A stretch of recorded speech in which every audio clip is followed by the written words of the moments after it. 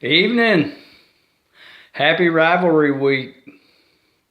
I don't go into making a lot of predictions. I just like to follow college football and support the Vols here. And, there are a lot of big rivalry games, not the least of which is Vanderbilt. Now, if you go back far enough in time, there was a time when Vanderbilt actually had an all-time series lead on Tennessee. That's why they hired General Nealon. They hired General Nealon to beat, I think it was McGuffin for Vanderbilt, something like that. And then we went into this long, prosperous period.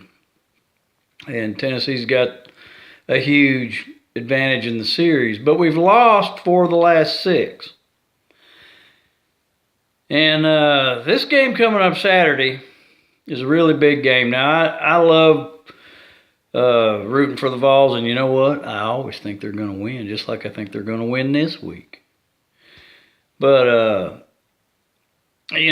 sometimes the team has got to do it on their own. Of course, they always do it on their own. If you listen to the coaches and you know anything about positive thinking, whatever fans do shouldn't influence the team, at least from the coach's standpoint. They need to picture themselves vividly as winning, and that alone will make victory or will contribute immeasurably to success. It's Maxwell Maltz. I just butchered a quote from that book. Picture yourself vividly as losing, and that alone will make victory impossible. Picture yourself vividly as winning, and that alone will contribute immeasurably to success. And that's what the Vols need to be doing, is picturing themselves as winning. And it's a really big game, not only to go to a bowl game, but it will solidify Jeremy Pruitt's first year.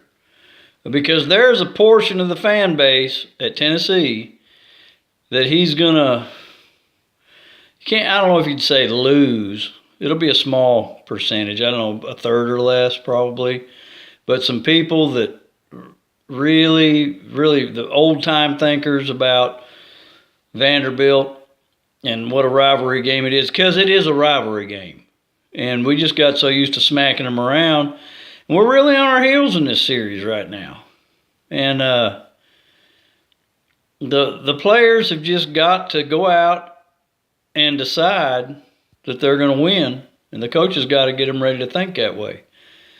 Because even though Jeremy Pruitt beat 2 ranked teams this year, which is, I don't know how long it's been since Tennessee ever did that in a year, especially beating a ranked West opponent on the road.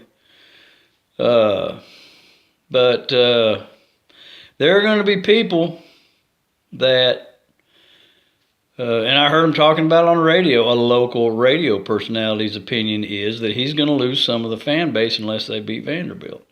So, I love to support the Vols, and I'll be supporting them Saturday. But it's a big game for Jeremy Pruitt. But I think, at least from my superstitious perspective, they should have a good chance because the 2 ranked opponents they beat this year, Auburn on the road and Kentucky at home, I was out of town for both of them. I was in Mississippi for the Auburn game, and I was over house hunting during the Kentucky game, but I got to watch both of the games and even make videos about them. Now, I don't know if I'm going to be able to do that this week because I'm going to be staying where I don't know if I can make videos. But I can probably slip off. I'll probably get excited after we win and make a quick video. But I got to go 3-0 this year for being out of town and the Vols winning. Last week was tough. I was really excited about Missouri, and I've got a real thing about Missouri. We should not be getting dominated by Missouri. We have got to get that rectified. But Vanderbilt, it's a big rivalry game, and I think Jeremy Pruitt will probably have a good understanding of that because, Coach Fulmer, new sheriff in town, is there to make sure the football gets fixed. And I can't think of a better way to fix the football here at Tennessee than beat Vanderbilt and make it to a bowl game.